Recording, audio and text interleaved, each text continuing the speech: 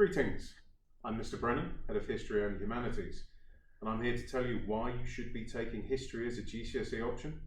It's one of the most popular options at the Quennevais school, and our results have been great for the last 3 years since the new GCSE was introduced, up around 80% or so, which is 15% higher than the UK average during that period of time.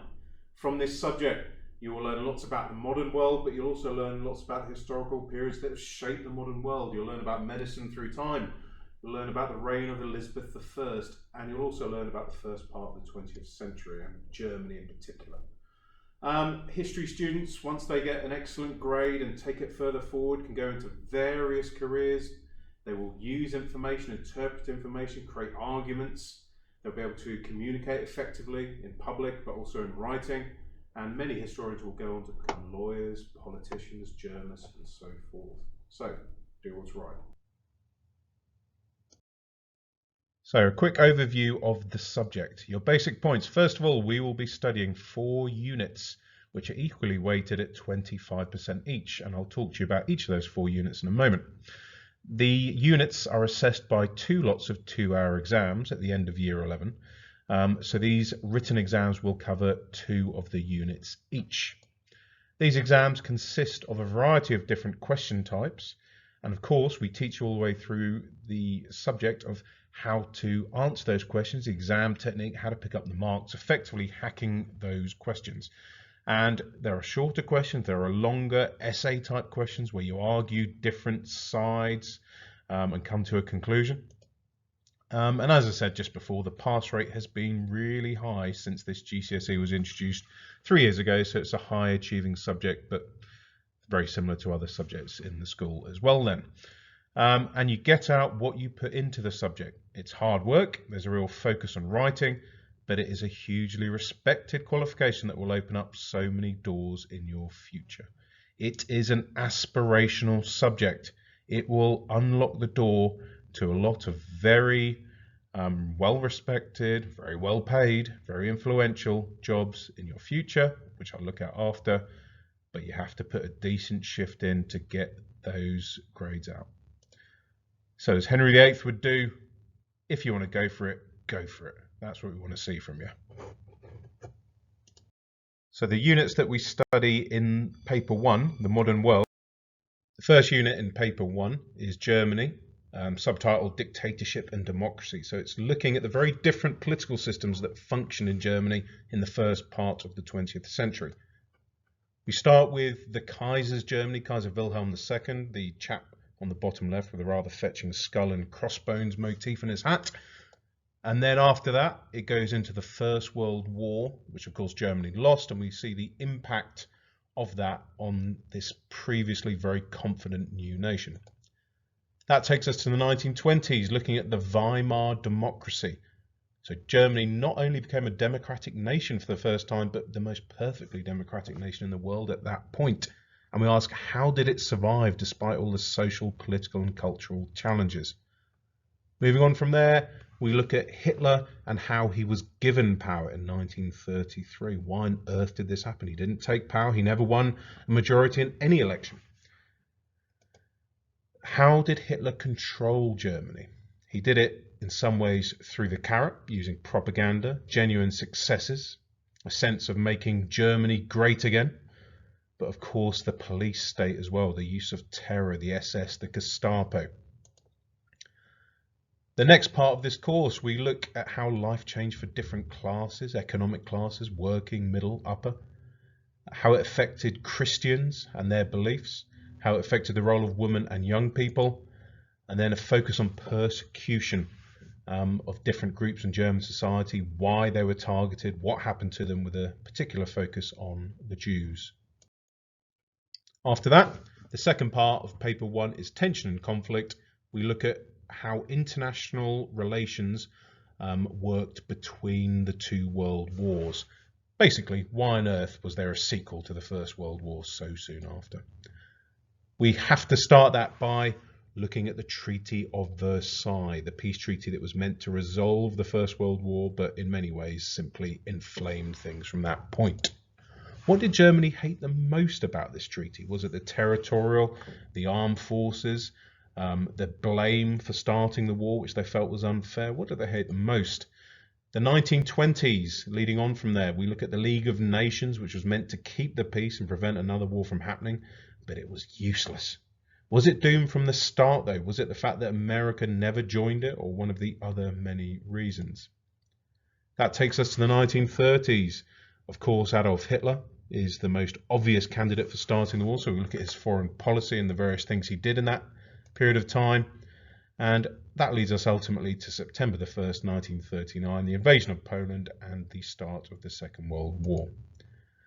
We also have to assess how much blame that we, Britain and France, the democratic Western European nation, should take for all of this. First of all, Britain, Health and the People, from 1000 AD to the modern day. And you can look at the pictures below, which show those bookends clearly. On the left-hand side, you've got a barber surgeon, no anaesthetic, no control of infection, pulling a poor chap's teeth out with some kind of pliers. On the right-hand side, you've got an image of a modern operating theatre, full control of germs, shock, blood loss, absolutely. So you can see the huge progress in those 1,000 years. First of all, medieval medicine, looking at the control of the church, religion, superstition, all holding back progress in medicine. One example to use as a potential cure for the Black Death, people strapped toads to their armpits. Renaissance medicine, moving on from there, new ideas. Ideas that blood circulated around the body, the idea of the scientific method where people should observe, come up with a hypothesis and test that. The 19th century, not only the Industrial Revolution, but a revolution in medicine. So massive progress made in things like anaesthetics, sterile operating theatres for the first time, the discovery that germs cause disease. And that was the foundation of modern medicine, where life expectancy hugely increased. There were benefits for all, but unexpected problems, such things, one thing, for example, the budget of the NHS and being able to afford to fund that year on year. And the second part of paper 2 is a study of the reign of Queen Elizabeth I for nearly 50 years. First of all, we look at why nobody expected Elizabeth to succeed. Lots of different reasons for this. The foremost being that she was a woman and there was no positive track record of successful queens really in English history at this stage. So we looked at how she defied the odds to have such a long and glorious reign. That, of course, takes us to how she actually ran the country, the clever ways in which she enforced her will, that she changed the way that England ran. Of course, there's the soap opera about Elizabeth as to why she didn't marry. We look at the English suitors, the foreign suitors, and really, what was the reasoning behind it? Was it conscious? Was it on purpose? Was it simply a failure? We look at the culture of Elizabethan England, the golden age. We look at the huge changes in architecture, music, theatre, of course, with William Shakespeare. We extend that out to then look at how she solved the problem of religion, which was probably the most pressing issue she had to solve.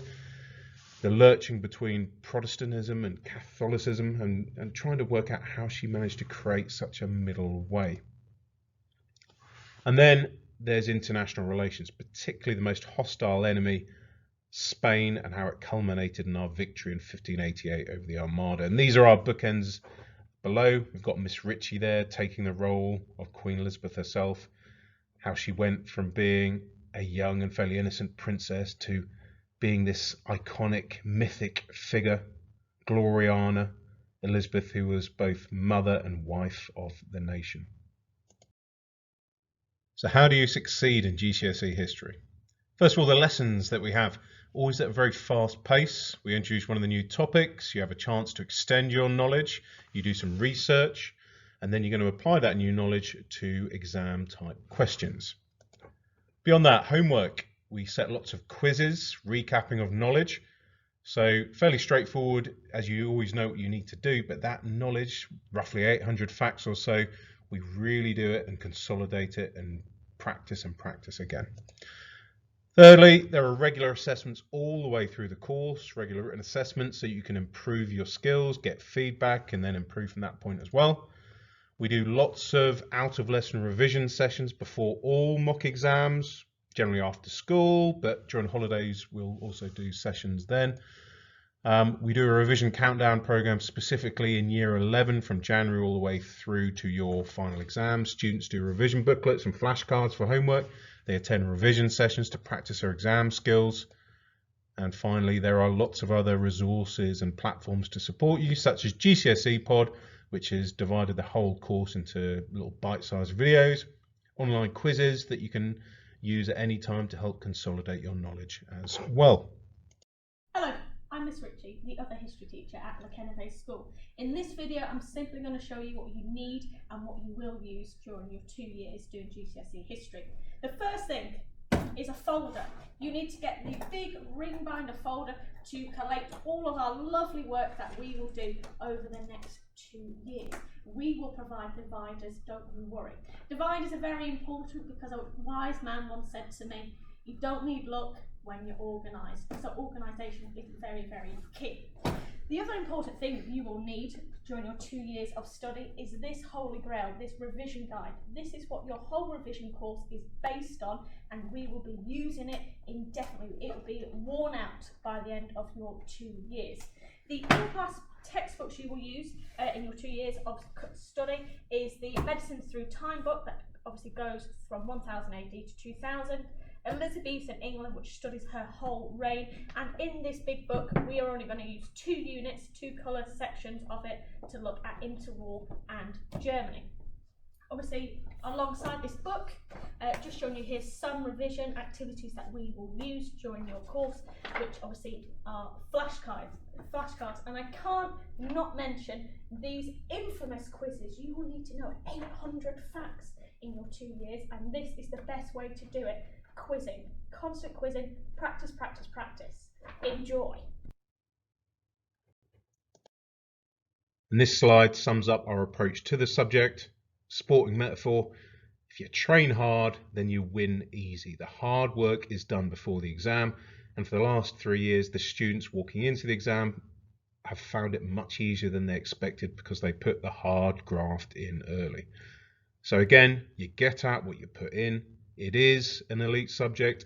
It is a subject you're going to have to work hard, but we prepare you for that. We support you with that. You won't be confused as to how to succeed, and you will succeed if you follow our program. What does history enable us to do? Well, look at these key skills: communication, writing skills, constructing arguments, research methods, investigating problems, solving those problems, analysing, interpreting. And of course, all of those skills you can see there. We've got a generic image of a lawyer, but of course you've also got JFK. You've got an American president there, possible careers linking to that: law, politics, journalism, business. Very important jobs, very lucrative jobs, jobs where you can change the world, jobs where you can change your own lives. And just to finish, here are some very well-known examples of famous history graduates. So there's a little game, either as parents or students, have a look through, see how many you can identify, but also look at the caliber of some of the people there. You can see there are lots of celebrities, some very intelligent comedians, there are some Booker Prize winning novelists, there are lots of broadcasters, you've also got prime ministers and American presidents as well. So there you go.